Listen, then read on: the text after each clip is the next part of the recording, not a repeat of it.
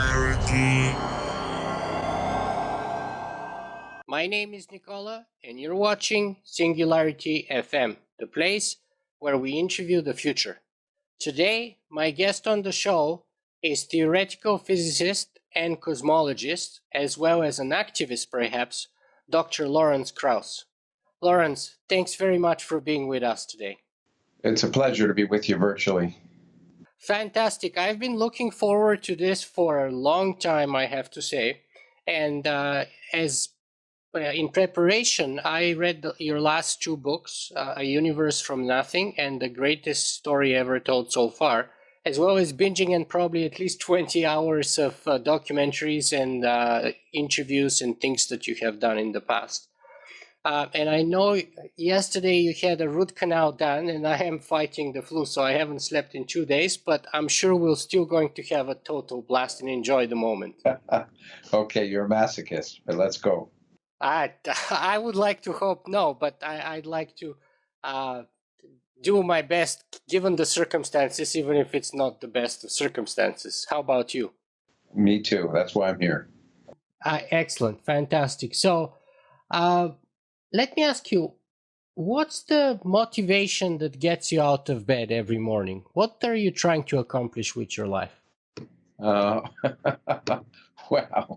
I'm trying to enjoy the universe. I'm trying to enjoy the experiences I have as a human being, and that involves using my brain, and have adventures, and that means intellectual adventures as well as other adventures, and of course I could say I'm trying to make the world a better place, but that's kind of pompous. I do like to try to have some positive impact if I can. Fantastic. And so when you say that you'd like to enjoy the universe, is intellectual understanding or some kind of knowledge an essential part of that? Well, for me it is. I think learning a little bit more about how the universe works makes my understanding of myself better and my place within the cosmos. And I'm here for a little while, and I find it enjoyable to learn more. And that's really the reason I do science and most of the other things I do, because I get pleasure from it. Fantastic. That's a very Epicurean answer, interestingly enough. Well, I think it's an honest one in the sense that I don't think you can do science, or do anything with great intensity unless you enjoy it. Yeah, absolutely. Absolutely. And so, but as a scientist, you need to measure this, right? So how do you do that? How do you know that you are or you have succeeded? Well, look, I just do what I can do. I think we get up and it's like the myth of Sisyphus, which is something I've known about for many years. I've written about it twice in books, but I'm happy to keep rolling that rock up the hill. I think what I do you're is calling me masochist.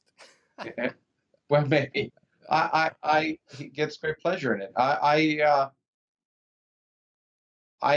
try to see. I do find that I have some impact. People write to me. I seem to sometimes change the course of events. I also get feedback when I'm doing science and something I've done relates to the real world, when measurements confirm it, or when an experiment is done based on something I propose. So those are real bits of evidence. I think there's immediate feedback, of course, when I'm lecturing or speaking, which is one of the reasons why I enjoy that, because one gets an immediate feedback from the audience. But ultimately, I think it comes down to the question of whether I'm satisfied with what I've done or I'm doing. And ultimately, I'm the final judge. And what's more important to you, that kind of impact that you're talking about and changing things, or is it the scientific pursuit, or both, or where do they lie up on the priority? It's both of them. Otherwise I wouldn't do both. I find that the human aspect of my life is as important as my scientific, I suppose, and and I get great pleasure from both, and I'm fortunate enough to be able to do both. And um, I think I've tried to balance that sometimes, and it's a difficult juggling act, but I've been fortunate that I'm able to do it. I think constitutionally I couldn't just lock myself away and do my physics without any impact and without any interaction with the outside world. Well, I mean, you can't do physics without an interaction with the outside world. We always interact with each other, the community of scientists and experiments. But I mean, going outside of academia is, I think, part of some. I'm constitutionally incapable of not doing that. Mm-hmm. And which is, by the way, one of the reasons why I try to make my interviews more personal, as well as different than the usual ones, and which is why I try to watch as many as possible beforehand, so that I can kind of give my audience and everyone a little glimpse of who you are as a person, first of all, perhaps what makes you tick and so on, and then as a scientist after, because I think they're very important. They're one whole part together, but each of them is important in my view. Well, I think that's I can understand that, and if to the extent your listeners are interested in that, then that's fine. Fantastic. So tell us a little bit about the issue that you were dealing with just before we started our interview, about some person about to be beheaded in Saudi Arabia or something. Well, I got a notice from the Freedom from Religion Foundation that there's a young man who was convicted of blasphemy in 2017 and sentenced to death. And what's surprising is the Saudi Supreme Court just upheld that sentence on April 25th, which means he's likely to be executed. So one For can write blasphemy. for blasphemy, yeah, for writing about Muhammad or Islam. Was he a blogger, I think? He may be a blogger. I believe he is. But the bottom line is, it doesn't matter whether he's a blogger or what he is, but to be executed for saying something that you think is just the worst kind of medieval approach. And so I was urging people to write to the Freedom from Religion Foundation has contacts to write that you can link on to write to the Saudi embassy and to the U.S. State Department, and to put pressure on Saudi Arabia. Yeah, and as I pointed out in a tweet that I just sent out, it's kind of ironic that Donald Trump is choosing Saudi Arabia to be the first country he visits, but maybe it's not ironic. Maybe it's appropriate, given the man.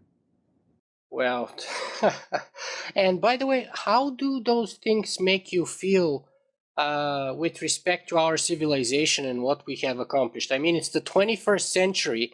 We have gone further in our understanding of the universe than ever before. And yet today, people are being sentenced to death for blasphemy. And, you could say, well, but that's in the Middle East. But yet someone like Donald Trump gets elected for president of the United States.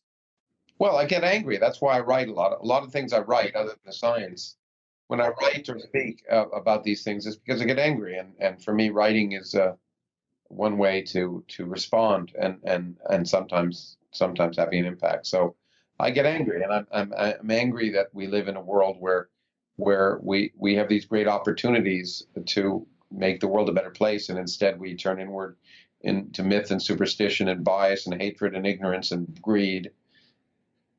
Which I read about in the newspapers every day now in the United States, given that many of those things are epitomized in the man that is now in the White House. So what's your biggest fear, Lawrence?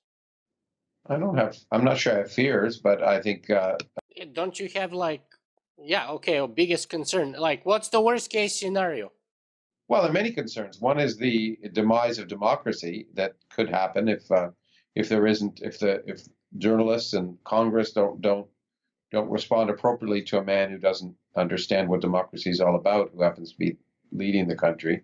I worry about a man who clearly is unprepared and incompetent dealing with the challenges of an office that requires both when it comes to everything from dealing with problems in this country and to North Korea, a man who's impetuous, who doesn't rely on the advice of other people of intelligence, can take actions that can hurt many, many people. It's much easier to do harm than good. It's really hard to do good in government or administration, But it's really easy to blow it, and this is a guy who seems to do that every single day. Perfectly well. And that's not no laughing matter, but yeah, I'm I live in Canada here, and I'm about to ask you about the Canadian connection in your past too. But even I get scared, and we get scared because I think Canada is too close to the United States for safety, to be honest with you. But tell us a little bit about growing up in Canada and the Canadian connection in your past, because most people are not aware of that. Yeah, I think most people aren't aware. Well, a lot of people aren't aware that I grew up in Canada. I was born in the United States, but I grew up in Toronto. I went to high school there, and I went to university in Canada in Ottawa. And I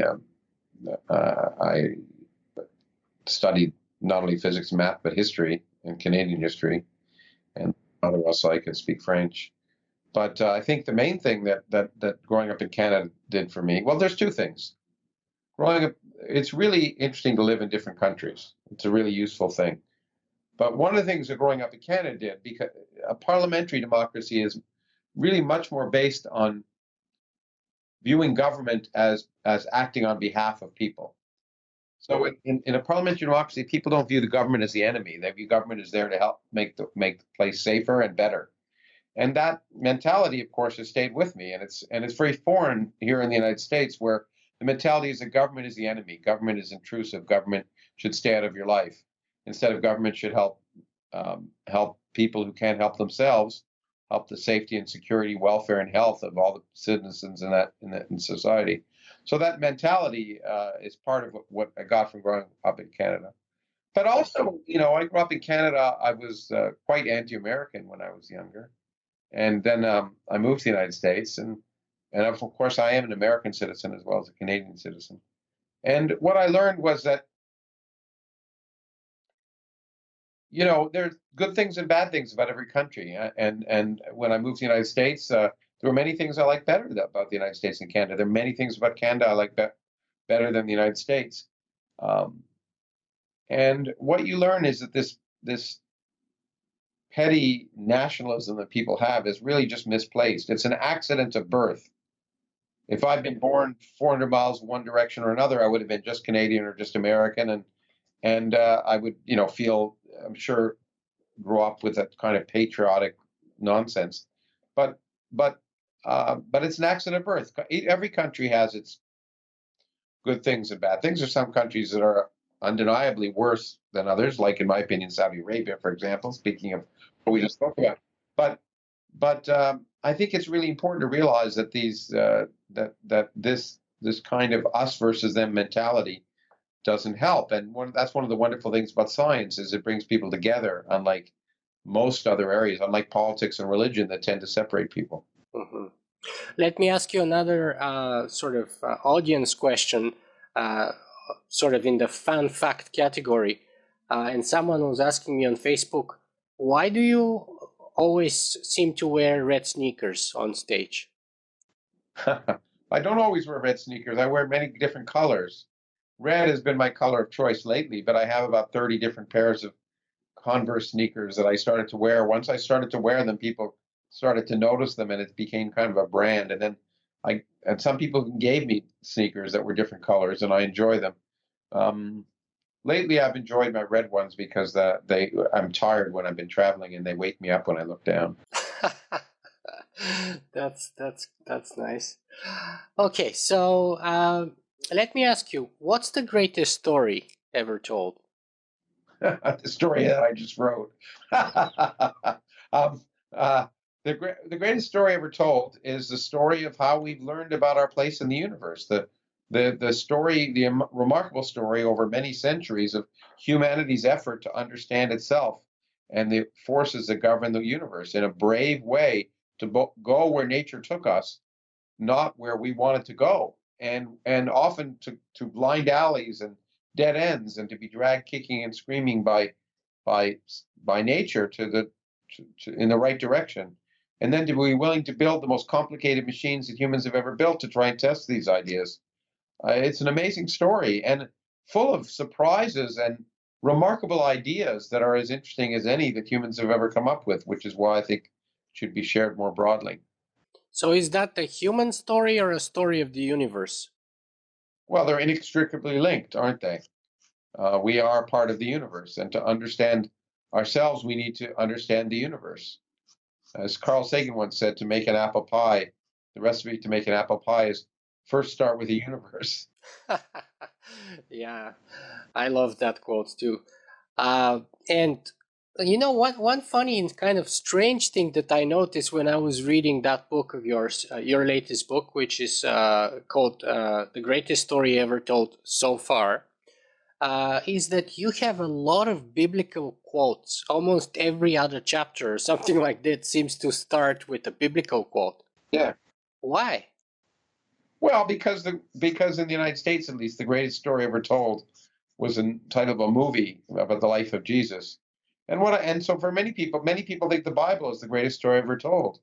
And and I think the story of the real universe is more interesting.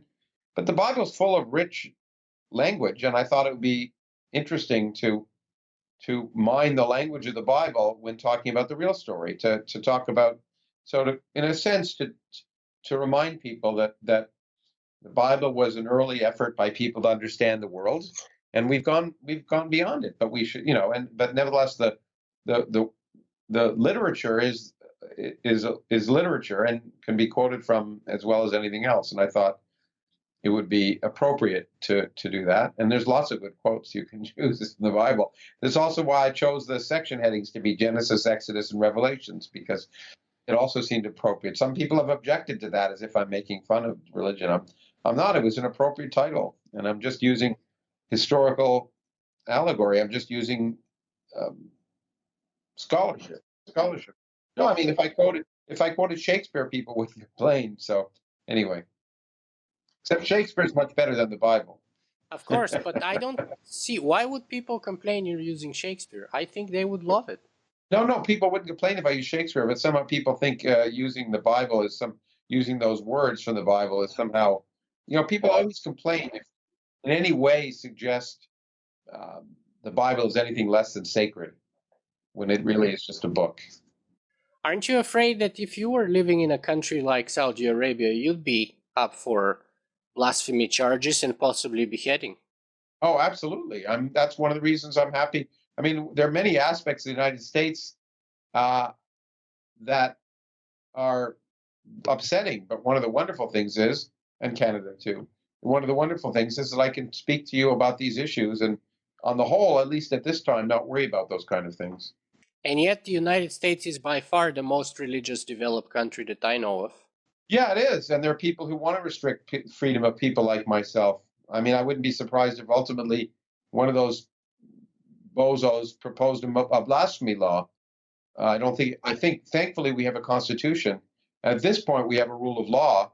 But the president just allowed new political campaigning powers. Well, of course, he allows, yeah, the claim that churches can do, endorse candidates, which is disgusting because all other nonprofits can't.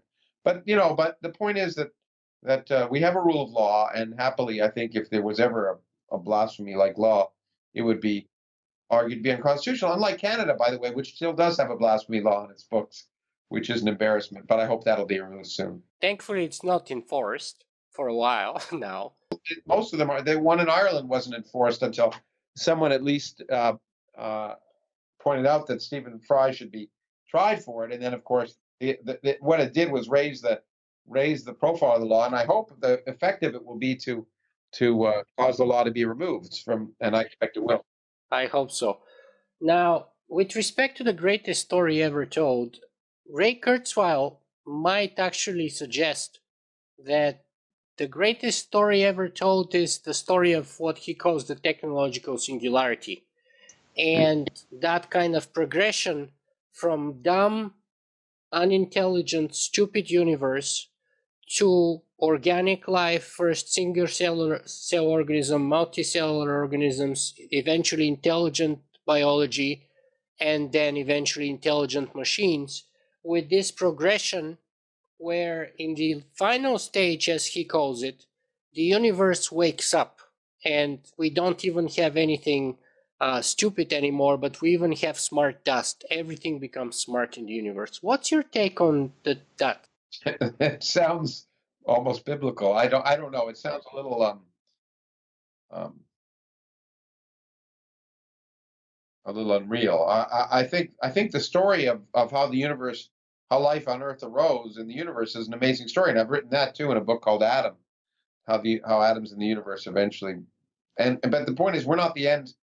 Whatever Ray Kurzweil may think, we're not the end point of life or the universe, and the Earth will come and go, and the universe will continue. So it's not as if we're some high point where the universe suddenly reaches a crescendo, and then goes away. I think we're a momentary uh, point of light where remarkable things can happen, and who knows what the future will bring, and who knows what the dominant source of intelligence will be on Earth, whether it's carbon-based or silicon-based. But so I distrust claims about the future, and this notion of singularity I find a little strained. I do think AI is a self-programmable artificial intelligence can progress remarkably fast, and it's not clear what will happen. It certainly could. It's hard to imagine biology can keep up with that, um, but we'll see. And what's your kind of, because some of the criticism towards the technological singularity idea, and you even use the word biblical, but people like, for example, Jerome Lanier have said that that's like the church of robotics. Others have called it rapture for geeks, or the rapture of the nerds, or something like that. Do you think that that's a new kind of techno religion? Well, I think it's a claim about something for which there's no evidence. If you want to call that religion, then you can.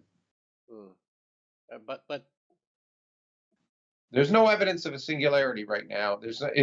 We should be prepared for what may come when as machine become more intelligent and autonomous, and I certainly do. And one of the things my Origins project recently ran was a meeting on just that question, the future of artificial intelligence.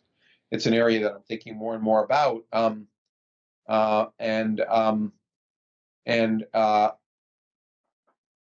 think so. It's an issue, and fortune favors the prepared mind, as I often say. But to make grand claims about what's going to come, I don't trust any futurist, whether it's in this case Ray Kurzweil or anyone else. mm-hmm. Futurists usually miss the most important stuff. We don't have flying cars now; we have the internet. But most of the science fiction of the 1950s was about flying cars. Yeah, I have to agree with you. I've evolved tremendously since I started this podcast in the last 210 episodes.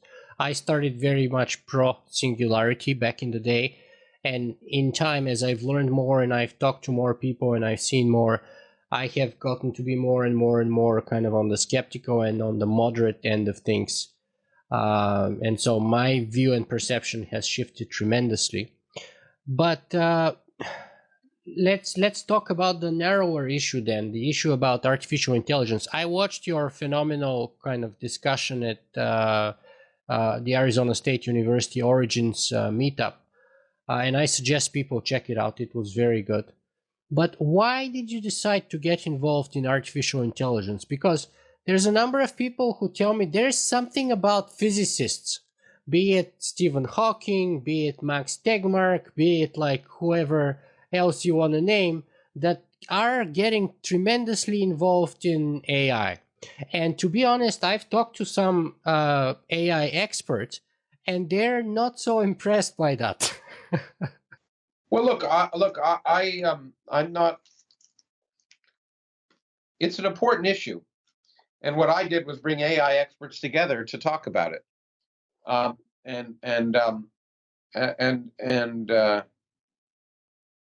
some of the issues are physics ones, having to do with quantum computing, for example.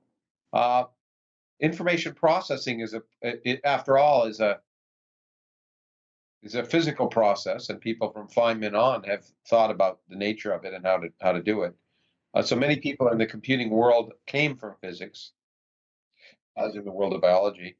But I wanted to do it because I thought it was an interesting issue, and I get asked a lot about it because I'm a scientist who gets asked questions by journalists, and people ask me questions about AI, and it's nice to be a little more informed about it. But my origins project looks at everything from the origins of the universe to the origins of early modern humans and other things, and origins of the future. And so this is certainly, our future will depend crucially on AI. And so to the extent that my institute looks at those things, it was perfectly appropriate to have a meeting on it. I don't claim to be an expert on it, and so far I haven't really written much about it. Mm-hmm. And where would you put that on the priority list? Whether on the existential threats list that because I had a bit of a debate with Jaan Tallinn on my show as to whether that's the greatest existential risk or not. And my opinion has changed that it's not the greatest risk at all right now. Well, yeah, I mean, I've talked to Jaan about this. Jaan was at my meeting, and I've talked to Jaan. And as you know, I'm chair of the board of the Bulletin of Atomic Scientists, and we look at existential risks. I still think nuclear war is the most urgent existential risk facing humanity. Same with me, and I argue with him on that. But I do think emerging technologies have to be watched for. And for the first time ever in our determination of the doomsday clock, we included the possibility of cyber terrorism as a factor. The fact that cyber attacks had undermined some people's confidence in democracy was already having an impact. It's the first time we ever included that. So we'll see. But you said that it's not therefore at the top of the priority list. Well, it's something that needs to be watched. I don't think it's an urgent issue right now, but we have to watch it. Mm-hmm. Yeah, I agree. And you mentioned the importance of quantum computing here. Let me break this which is a nice segue to the next thing I wanted to talk to you about. So let me break it into two parts. The first is, what's your take on quantum computers such as the D-Wave quantum machine? Do you know anything about it? I not a lot, except that there are many people who claim it mimics quantum computing and not a quantum computer, and that everything I know suggests to me that that's likely the case, that it mimics a quantum computer, but it isn't a full quantum computer. I mean, to do quantum computing, you really need a isolated quantum mechanical system where coherence is preserved, the wave function remains coherent, and entanglement remains among all the states, and that's very hard to produce. And if it were easy, it would have already been done by a lot of people, and it's taking a while. And I think the jury's still out to see how practical it will be. But I'm much more encouraged now than I was, say, 5 years ago about the possibilities as people look at possible topological qubits and things where you imagine that quantum mechanical coherence could be preserved in a way that would be difficult otherwise. That sounds technical, probably, maybe too technical for some of your listeners, but the bottom line is a quantum computer can only be a quantum computer if it remains quantum mechanical, and systems that interact with the outside world strongly and tend to not behave quantum mechanical, which is why one of the reasons why you and I don't behave quantum mechanically. Mm-hmm. The strange thing is this, that, I talked to Michio Kaku about this and a number of other physicists, some of them here from the Perimeter Institute in Ontario. Everyone is extremely skeptical. However, as a non-expert outside observer, here's the commonalities. None of the people I talked to ever bothered to read the actual papers, and there's over 70 peer-reviewed papers published on the topic by D-Wave. And actually, I had Jordi Rose, the CTO of D-Wave, on my show for 2.5 hours. And we went into decoherence problems, how they solved it, and all kinds of things like that. And his argument was like, look, if you have $100 million, you can recreate everything that we've done. And actually, most recently... Look, it's interesting, but the bottom line is, look, I don't have time to explore everything. I'm not a person whose primary research is in quantum computing. At various times in my life, I thought I might want to do that. I haven't. So what I can do is look for signs that breakthroughs have been made, and I don't see those signs yet. So. Well, about maybe 5 months ago, Google came up with an announcement that they have solved the problem, which proves that because there are three quantum machines produced and sold so far, and each of them is like 20 million or something like that. One is at Lockheed Martin, one is at NASA Ames campus with Google, and one is at the University of California.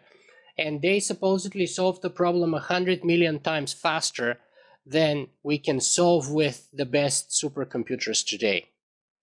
And so supposedly that was one such proof. Maybe. Well, I'll wait and see when they can solve physics problems I know about. Then I'll. But I'm agnostic about it. But I think breakthroughs are being made, and a lot of money and time and effort and intelligence is being put in to the whole thing. So progress will be made, and I'm always skeptical. Let me put it that way. And that's fine, because of course Michio Kaku was saying, if that was true, there would be Nobel Prizes given to those people. Well, it's nice to see Michio Kaku being skeptical. I don't think skepticism is one of his high points. Okay. Okay, we'll get to that in a second. But the other part of the quantum realm is actually a person who is not too far away from you in Arizona that I interviewed some time ago, Dr. Stuart Hameroff. Yeah, I don't really want to spend any time with him. I don't think he's ever said anything worth listening to.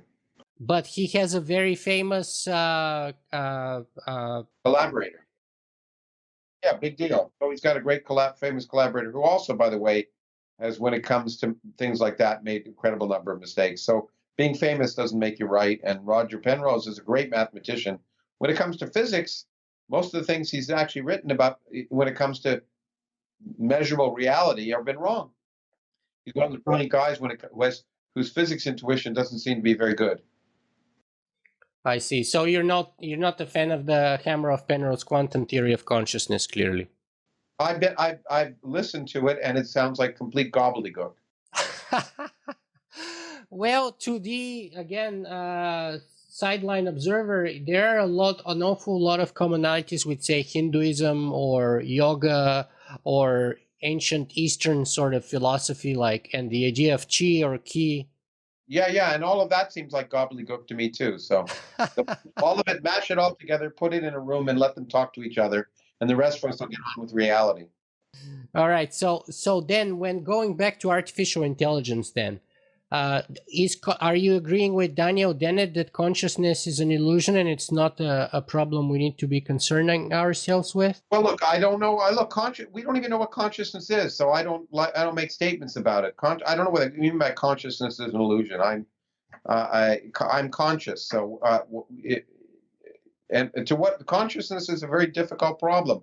I'm a physicist. I deal with easy problems, and therefore I don't study consciousness. As someone once pointed out to me, there's many, many books about consciousness because we don't understand it.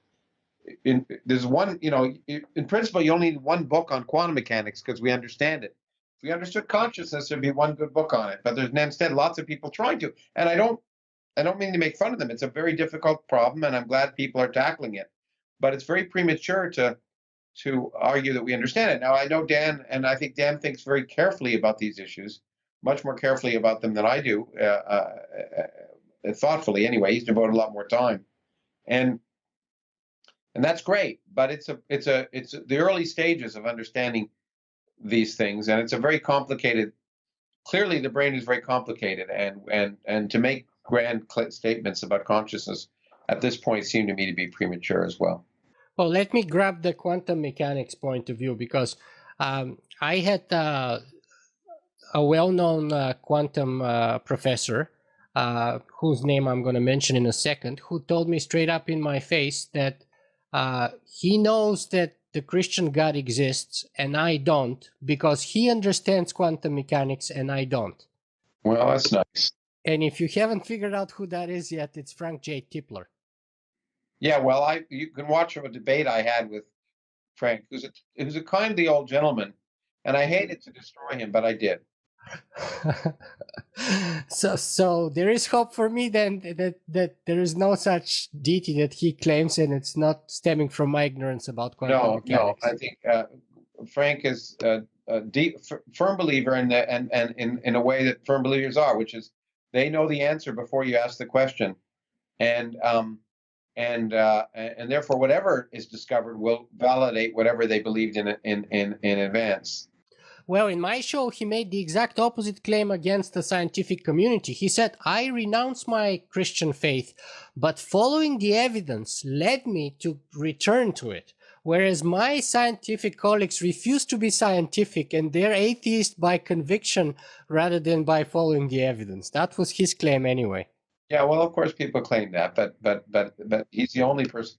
You can, look. The point is, when people look at these things, they can ask, if he's the only person that believes that, then maybe you should wonder. If he convinced one other person to believe it, maybe there might be something. But since no one else buys it, you should be highly skeptical.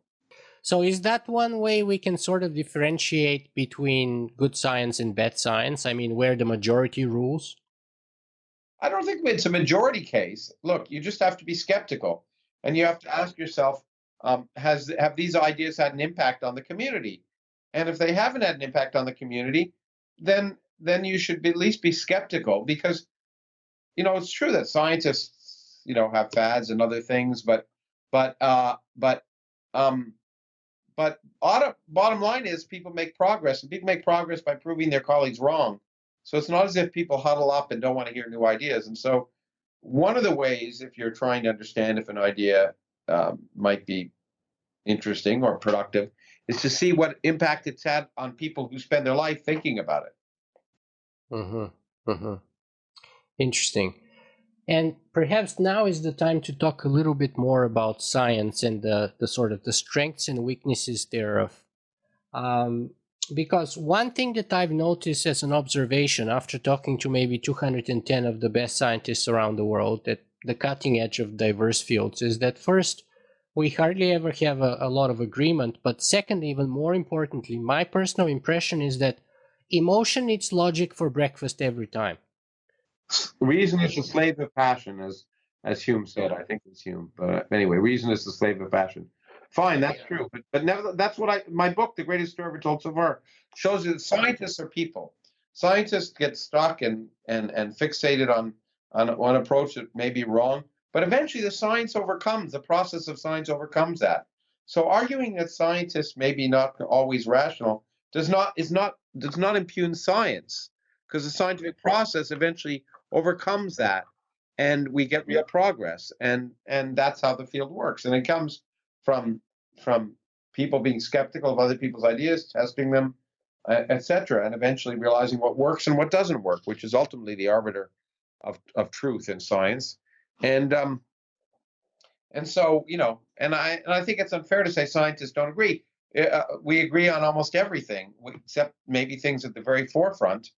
And then because we don't know the answer, we take many different approaches. And then, in your view, what's the greatest strengths and weaknesses, if there are any, of science? You said about the strengths that we always kind of, in the end, come up with the right answer in a way, right? One of the weaknesses of science is it presumes that the investigators are honest. One of the weaknesses is that you assume when people write a paper, they're not lying overtly, and they may be fooling themselves. That happens, but they're not openly trying to mislead. So when someone does try and mislead, it can go quite a while before they're found out. Several examples have happened in physics, for example. Eventually, they're found out because reality comes and bites you in the butt. But we presume honesty and integrity, and that presumption is not always true. So, in other words, are you saying the limitations are with our humanity rather than the science itself? Well, no, the scientific process presumes full disclosure, honesty, etc. So it's part of the nature of the scientific process to presume that, and so that's one of the weaknesses of the scientific process is it presumes that, but not everyone who's doing it fulfills that. Mm-hmm. Mm-hmm. And okay, but let's talk a little bit perhaps about, see, I'm just a simple philosopher kind of guy. I love science. I'm a big science fan. Last week I was interviewing Bill Nye, the science guy, which was He knows some science, not a lot, but he knows some. yeah, we talked about the celebrity part and the scientist part too in that conversation a bit. But let me talk about something that you've discussed with. You know, I don't want to put Bill down. He's a wonderful spokesman. He's a wonderful cheerleader for science, and it's really important. But he's not a scientist, and I don't think he pretends to be. So He said he's an educator. he's an educator. He's been an educator, and he's certainly inspired a lot of people to think about science. Yeah. Anyway, go on. Yeah. So, but my concern or my point was this: is it not the case that technology in particular, but also science in general, is more about the how? Of course, it's about how, because the why doesn't have any meaning. Right. So tell us a little bit about that. Why does the why not have a meaning? Well, why presumes purpose. Well, generally, why presumes purpose. The why question generally means how. Why is the heart divided into ventricles? You don't mean that there's someone who decided to divide it. It's what ultimately, how does the heart function is what you really want to know. Why is the sky blue? You don't think it's blue because God painted it blue. Maybe some people do, but when I say why is Lawrence Krauss a scientist, what you really mean is the process of how. What are the process? Well, maybe you mean why, but what really it means, what in my background and my influences, and so what you really care about is the history of Lawrence Krauss and the way his brain works, maybe, and all of that is how. No one decided that Lawrence Krauss was going to be a scientist. It happened. Okay, so I'm just trying to figure out, is that a deterministic kind of answer? Because if there were 10 other Lawrence Krausses in your journey, some of them would have made the choice to be a scientist and some of them would not have. It's because they wouldn't have all had the same experiences. So if we have the same experience, we all make the same choice? Well, look, the world's a complicated place, and as you know, a butterfly flapping its wings in Oklahoma can result ultimately in a tornado somewhere else. So it's so complicated that it's impossible to practically to derive a deterministic explanation of why things happen at a complex level like human beings. So there are many things that impact on my decision, but I don't doubt that ultimately my decision is based on many a confluence of many things that came together, um, and so the world is deterministic in that sense. I can't determine why I did it, and moreover, you from a practical perspective, you'd never be able to reproduce all of them exactly again anyway. So it's a moot point. The world is deterministic at a fundamental level, but at the level of you and I, the world is, for all intents and purposes, identical to a world in which we have free will. So they're both so we may as well act as if we have free will, even though at a fundamental level the world is determined by the laws of physics. Mm-hmm. Yeah, to be honest, that's the predominant position pretty much most people that I interview with. Well, good. I think it's the correct one too. So there you go. Yeah. And let's talk a little then about the other questions. Let's say if the why always comes down to actually essentially the how, then what about the where and what, right? Because let's say we're building a rocket and you are the scientist, you're building the engine. And how is your science going to help us which way to turn the rocket to? In other words, where? The question where? It's always based on evidence of empirical reality. It's based on observation and evidence. So we look out at the universe, and from that we determine where the most productive and interesting opportunities are to explore, both locally and globally. And those those hopefully influence the decision on where rockets will be sent. So, in other words, you think like Sam Harris that science in itself can be sufficient to provide a complete sort of basis for our ethics. In other words, if we agree on the factual statements or facts themselves, I think a reason is I think largely ethics. I'm glad you mentioned ethics and not morality, because I don't know what morality is. But ethics, I think what you do is you base it on evidence and reason. Can go. I don't know if it goes completely all the way. I mean, I don't know if you can get ought from is. Maybe you can't get ought from is. But what's one thing for certain is you can't get ought without is. You can't determine how to act appropriately if you don't have evidence of the consequences of your actions. And so, evidence based understanding of the consequences of your interactions, followed by reason, rationality based on trying to understand and extrapolate what those consequences are, certainly go a long way. Yeah, I would agree with that entirely. I would say they certainly go a long way. Wouldn't say they're sufficient. I would say they're absolutely necessary. Yeah, well, they may be. That's the way of thinking about it. They're definitely necessary. They may not be sufficient. Because I do know that reason is a slave of passion. At some level, we rationalize why we do what we do. But I do think ultimately, you can make rational arguments that all point towards certain behaviors that can be defended on the basis of reason. Maybe not all behaviors, but almost all of them.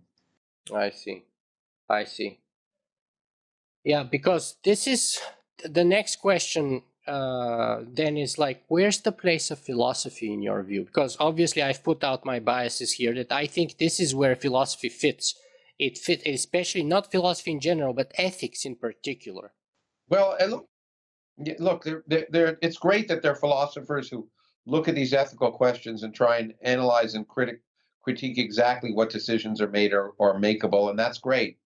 That's an area where philosophy, which I think of as critical reasoning and thinking, is useful. It complements the knowledge that we get from science, and allows us to reflect on it. That's what philosophy does, and it's useful in those areas. It's not useful in physics, but it's useful in those other areas. Oh, let me get this right. So it's not useful in physics, but well, I mean, the philosophy that's useful in physics is what we call natural philosophy, which is physics. Okay, we look at the world, we analyze it, we make predictions, and we test it. But the philosophy of science right now does not drive the field, does not lead to new questions of interest. It's really the physicists. No physicists read philosophy of science. So it's not as if it's not important in its own right for other philosophers of science. Just for the process of physics, it's proceeded to the point. There are areas of science where questions aren't well defined, and those questions philosophy can play a valuable role in. But by physics, the questions are very well defined by the physicists, and therefore the field proceeds independent of philosophers who may be studying the implications of physics. Maybe they come up with interesting reflections on that, but those reflections have not, in my knowledge, in the history of science in the last 100 years, impacted on the way physics is done or the results that physics derive. But the point here is that, physics, just like all other things, operates within a field of limited resources. And to apply those resources, like let's say whether to build a Large Hadron Collider or something else, you have to answer the questions like, what is good? Or what is more important? No, what's productive? We don't talk about good in physics. We talk about what's productive. That we can determine rationally on the basis of science. There aren't philosophers in peer review panels. They're physicists, and they're the ones who make the decisions about what's happening. And maybe you should say that maybe you think that's bad, but it's just the way it works. Because address the questions, you can't ask whether an experiment will be productive without knowing a lot of physics. I agree, but you don't know where to turn your gaze. And for example, that's why Albert Einstein was so disgusted by most of his colleagues when... Sorry, we know exactly where to turn our gaze. We know exactly. We built the Large Hadron Collider not because some philosopher said it's a good idea to do that, but because the experiments that had happened at earlier accelerators drove us to say we need to build an accelerator to answer this question. We built the Hubble Space Telescope not because some philosopher said, the sky is a beautiful place, but in fact what we needed to go above the atmosphere, and we're building the James Webb Space Telescope to look at a region of the spectrum of light that we can't see on Earth. These are physics questions, and they're well answered by physicists. I totally agree with you, but they're not the only questions that physicists address and apply themselves to. Well, you give me an example. Well, I am. So, for example, Albert Einstein was disgusted by his colleagues who, on the one hand, created incredible breakthroughs in chemistry, for example, and you quote many of them in your own books, actually, by creating artificial fertilizers and ammonia out of thin air. And on the other hand, going and creating chemical and other weapons of mass destruction to kill tens of thousands of people on the battlefields of Europe in World War I and World War II. And so, But the decision to look, science can be used for good or bad. It shouldn't be up to the scientists to decide how the technology of science is used. why not? That's why in a democracy, it should be up to the public. No, but you are a sort of a rational agent who possesses your own agency. So are you saying that if the government comes to you and says, Lawrence, help us create a nuclear bomb of a new kind that we can start applying in Iraq right now and in Afghanistan, and you would say yes? No, I'd say no. Why? Isn't that precisely? You're right, that's an ethical question, Exactly. but it has nothing to do with the physics. It has to do completely with societal questions. And what I'm telling you is when physicists are going ahead and doing physics, they're driven by physics questions. The government doesn't come and tell them, look, we need a new bomb. I mean, some physicists, they do, and that's some engineers mostly. But the people doing the fundamental physics are being driven by questions of fundamental physics. When it comes to application and technology, people and business, there are lots of other factors that come in that are beyond physics. Those questions have to do with ethics, among other issues, economics, politics, all sorts of questions. And that's why physicists have no monopoly on answering those questions. And in my opinion, for better or worse, even though democracy seems to be struggling, what we as physicists can do is provide the knowledge and the education so that people can make rational decisions based on that, based on many other actions, and the public can ultimately decide if they want to build a goddamn bomb that blows up Afghanistan, and hopefully an educated public wouldn't. Because, as you see, Donald Trump's already been using the mother of all bombs, which is the largest conventional. Donald Trump is a man who has no knowledge and no education. Yeah, but my point is that there's a very strong scientific apparatus behind DARPA and behind the military industrial complex, which creates those tremendously powerful weapons. Look, there's some people who Those are decide. brilliant scientists. Well, on the whole, usually the most look. No, that's not true. On the whole, the most brilliant scientists are usually not in the defense laboratories, except in the case of the Manhattan Project. Well, yeah, which was a unique, which Einstein was part of too. If he, I mean, in the sense of what he proposed, he created it. Yeah. His letter is what was responsible for the Manhattan Project. Let's face it, it was. And had he not been an enemy alien, he probably would have been a part of it. Those people felt a compelling moral outrage that drove them to do something which, in retrospect, they may not have done. And with cooler minds, they may not have produced it. Yeah, Oppenheimer became a pacifist. Among other things, that Nazi Germany was also developing a nuclear weapon. And in that case, the rational decision in their minds was to beat them to it. Now, there are lots of historical and sociological factors that go into that, but that was the only time I know of where the best scientists, the best physicists, were actually directly working on a weapon. Generally, the physics is done. It's brilliant engineers. But bottom line is that they're not bad people. But that's, of course, that they think it's important to defend the country. And if other people are developing weapons, they should develop weapons. And that's a decision that each person has to make on their own mind. Since I happen to think in general that military solutions to problems are not the best ones, I wouldn't work on them. Yeah, I agree with you entirely. But my point Now, was that if you were in a situation like the Manhattan Project again, like the World War II, where it appeared that some truly evil force was developing a weapon, and that I could contribute to try to stave off that, would I have to rethink that? Maybe. I'm not in that situation, so I can't say how I would act if I was, but I wouldn't dismiss out of hand the likelihood that I would participate. Mm-hmm. Yeah, My point was simply that, scientists tend to make decisions that are based on their own values and personal ethics, whether it's right or wrong. We and all that do. has tremendous consequences. And actually, the more brilliant or smart you are, the more damage you can do given the wrong sort of circumstances, if you will. Things, but again, let's separate the physics that from the applications or the social activities. Physicists make decisions based on lots of human things, including which area of physics they want to work in. But the physics is independent of that.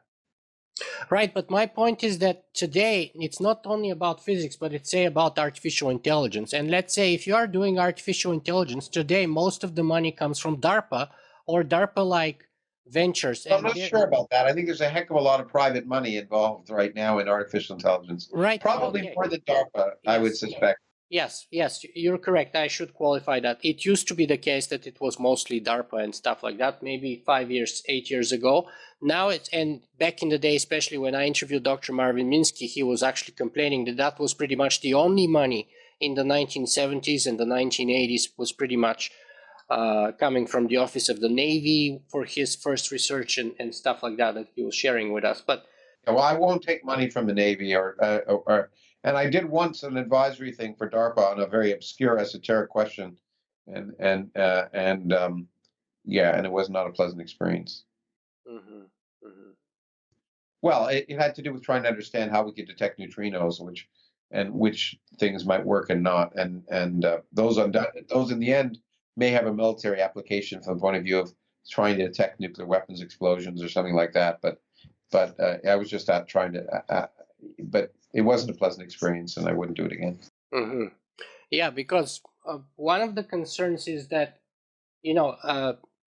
we are right now, well, the claim is anyway, that we are right now in a sort of a tremendously disruptive period in the history of humanity. We'll see. Well, and the argument is that one of the potential explanations for the Fermi paradox is that, civilizations are born and live and they die, possibly in sort of self-destruction mode when their technological prowess exceeds their capacity to control it. And that would be one way to explain the Fermi paradox, for example. It's one way, but there are many other good ways too. So I don't think it's all very speculative, and I don't see any definitive answers about it. We'll find out. Yes, we will, for sure. But I don't say, it's one answer to the Fermi paradox is that intelligent civilizations don't survive. That's a simple answer to the Fermi. But there are lots of other answers, and so I don't think we have any definitive evidence either way. It is true that if we look at our society right now, we certainly can't seem to act globally to deal with global problems. So I'm not optimistic, but I wouldn't say out of hand that's proof that's proof that we can't. Mm-hmm. I agree, and I surely hope so with you. And I also agree with you with the sort of anti-teleological point of view of less towards more intelligence, which Ray Kurzweil tends to take in his work, which is why I kind of very much like your book, that we have a universe from possibly emerged from nothing, and that we are actually an accident, and there's no trend towards from lesser towards greater intelligence, which is pure teleology, in my view. So I recommend people check out your book for that. And which, by the way, I also have to say I've read a bunch of. Well, I always read a number of books before I interview the people that I interview, and it is rare for me to see a scientist who writes as well as you do. It's almost unique. Well, thank you. I appreciate that. I think you get better at writing by writing, and I think maybe the fact that I used to do history helps. But I certainly work at it, and I read a lot, and I appreciate your comments. But yeah, no, but that's precisely my next point. So is that the history background coming towards it, and because in a way you're telling us a history, you're telling us a story. The story of the universe and how we started discovering little bits and pieces based on the evidence that we discovered and tested and so on via the scientific method. Yeah. I mean, I think I'm trying to show by example how it works and the real story, so that people, because really the real problem with the way we teach science is we don't teach the scientific process, and it's the scientific process that's more important than the facts. The facts you can get from your iPhone or misfacts. What determines your ability to determine whether it's facts or nonsense is the scientific process. Are you familiar with the work of Yuval Noah Harari? Yeah, I mean his books, *Sapiens*, and I think his new one, yeah. Mm-hmm. Yeah, because I also thought he talks in the beginning of one of those books that you see, cosmology is basically the history of the universe, or the story of the universe. Chemistry is basically the story of how the elements come together. Biology is simply the story of how organisms came to be. History is just the story of how human societies came to be and evolved, and so on and so on. You know, in a way, he says science is also a kind of a story, a myth, just like all those other stories. What's your take on that? No, but that's a mistake. It's a story. Of course, it's a story. That's why I call it the greatest story ever told. But it's more than a story. It's a story that makes predictions, and that's the big difference. That's the difference between science and religion. It's or literature. Science is a story that has logical connections that makes predictions you can test, and that's what makes science so powerful. Weren't for that, science would just be like every other aspect of human activity. But what makes science so powerful, it to have an impact on our society, is it makes predictions you can test, and those predictions allow us to develop new technologies that make the world, in principle, a better place. Mm-hmm. Mm-hmm. And with respect to those predictions, can you perhaps, and you said that you're staying away from predictions and futures, but can you say what the science would suggest would be the next things in our story of our universe that maybe you can speculate a bit what might be coming next? No, well, I will and I won't. You may have heard me say this before if you've listened to me, but I'll say it again. That is that I don't make predictions. First of all, I've often get asked what's the next big thing, and I always give the same answer. If I knew, I'd be doing it. You know, that's why discoveries are called discoveries. I certainly don't make predictions about the future, except for 2 trillion years in the future. There are areas, however, where which seem promising, and promising areas are, areas where we have new windows on the universe. We have new windows on the universe in space. The James Webb Space Telescope, the new telescopes looking for extrasolar planets, new probes of the cosmic microwave background. Those are all new windows that could open up profound discoveries. The Large Hadron Collider is a new window on the universe, and even the new kinds of quantum engineering are new windows on the way materials are set up, and that might provide breakthroughs not just in computing, but in the development of interesting and exciting materials that may do interesting things. Mm-hmm. Mm-hmm. I see. And I'm trying to figure out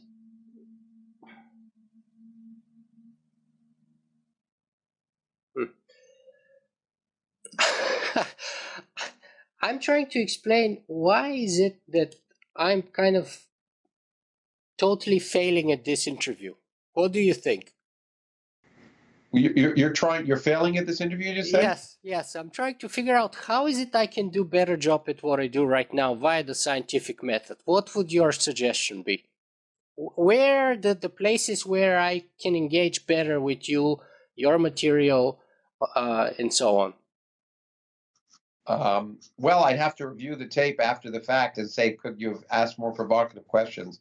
But it seems to me you're doing a fine job. So, if you weren't, I would have said, you know what? I think we're done a long time ago.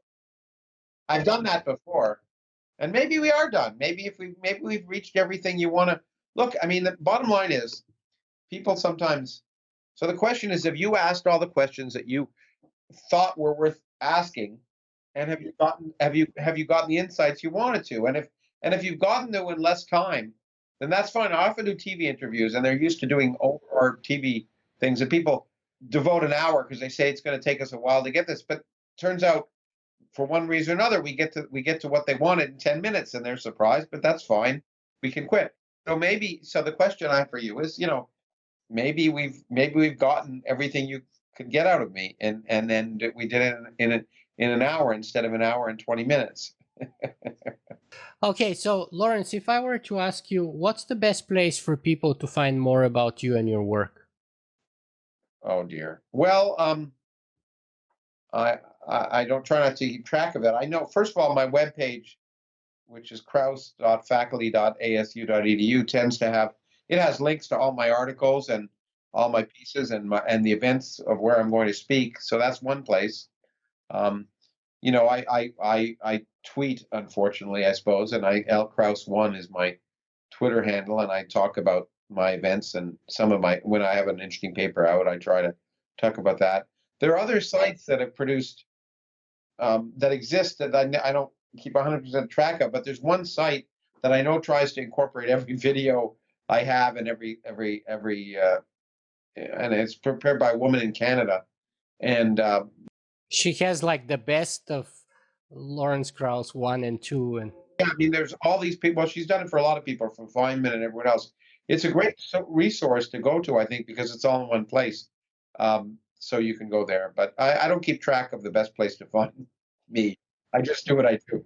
let me throw in a couple of perhaps audience questions here. I think his name is Sean Roy. He says, I was curious to know Dr. Krauss's perspective on health and life extension science as being done by Dr. David Sinclair in Harvard or Dr. Aubrey de Grey in the Sense Foundation, as I would assume growing old, suffering from severe ill health and decrepity, then dissipating into nothingness does not sound all that appealing, perhaps. Well, it may not be appealing, but it's the way the world seems to work. So, look, I think there's a lot of, look, I'm not an expert. There's a lot of interesting work done on extending human lifespan. We already have. We live now twice as long as we did a few hundred years ago. So that works. I certainly don't find the idea of immortality very attractive, by the way. I mean, as Woody Allen says, eternity is a long time, especially near the end. And the point is, there's a big difference from living a long time to living forever. And I think not only do I doubt it being possible, but I don't see it as particularly attractive. Extending human lifetime, I think, is attractive, and I think people. On the other hand, it would have interesting and potentially greatly negative consequences for society. If people live 200 years, the question of how long you can be gainfully employed is an issue. Well, it's the same as the question with artificial intelligence doing all the work. Ultimately, society that pays people to just live, and that's fine. I think that's in the long run the future if we're going to have a sustainable society.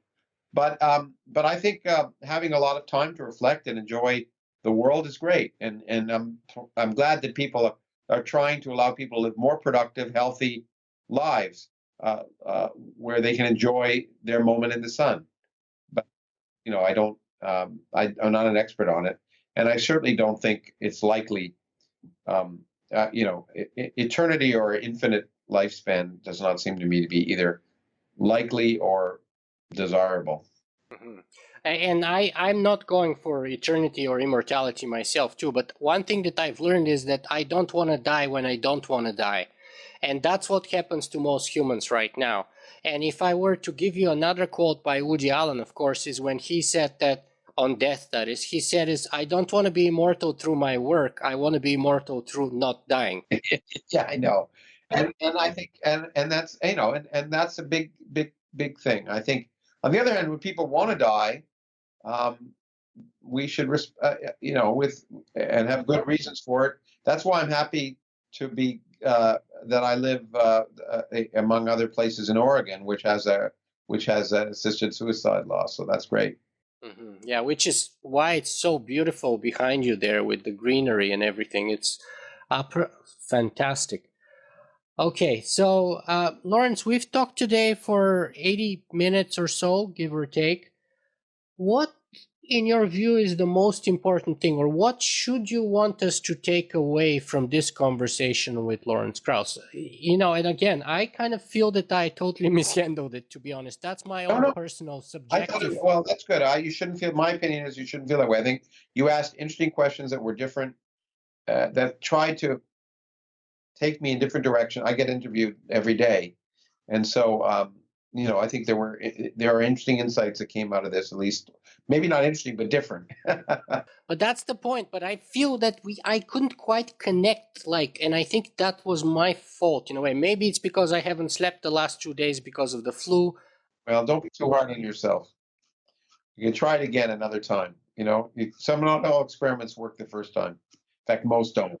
I'd love that. I'll use that as an excuse to get you again one at a time, probably in a year or two in person. I promise I'll do it properly, like you deserve, like I did it with Dr. Kaku. But going back to the question, what's the most important message you want to send? The world is an amazing place, and it doesn't need myth and superstition, but it needs open questioning and awe and wonder. And if you enter life that way, then I think you can appreciate both yourself and nature better, and ultimately have an impact on yourself and those around you, which is positive. I could never disagree with that, which is why I actually wrote an article called "The World is Transformed by Asking Questions." And Dr. Lawrence Krauss, it's been an absolute pleasure to have you on my show today. Thank you very much for being with us. Well, thank you, and you take care. I hope your cold gets better. And I certainly agree that that's the way we transform the world, by asking questions. So you just keep on asking questions, okay? I promise I will.